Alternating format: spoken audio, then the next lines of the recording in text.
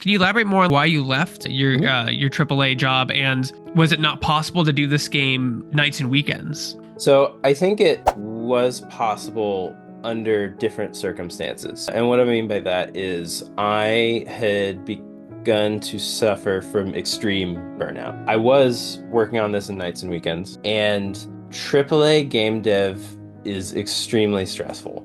Just all the technical requirements that go into doing the job, and then dealing with all the personalities that you can deal with in some of these companies. And then working on something that is not necessarily aligned with your passion. Right. When I first joined Riot, I was kind of thankful because, I was not a fan of League of Legends. I knew of it. I had played it a little back in the day, but I got the job and I was thankful that I didn't have to care that much about the IP that I was working on, so I could just focus on what the work was and not become so personally invested. But I didn't understand until after I had worked there for 2 or 3 years that that's the other side of the coin that can contribute to burnout is when you're not aligned with the thing you're working on. It starts creeping in. Why am I doing this? What is this for? What's the point? Kind of thing. So that was happening. The stress was happening. The stress of also working in nights and weekends was happening.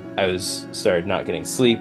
My hair started falling out. I started getting stress hives and ulcers and stuff when stress was particularly high. So I had to go on a medical leave. And then at that point, I was like, okay, I need to quit because this is not sustainable. I either have to give up developing indie games or I have to keep working at Riot on stuff that I don't really align with. And so I don't want to give up doing the stuff I like for the stuff I don't like, even though there's the paycheck. And so fortunately, my wife was making enough money to support us. So we made the decision that I was going to leave my job so that I could focus on one thing, recover from the burnout, and, start getting my health back, basically. And, I go to therapy and my therapist was just saying, if you don't make this decision, it's going to be made for you. At some point, your body might just fail.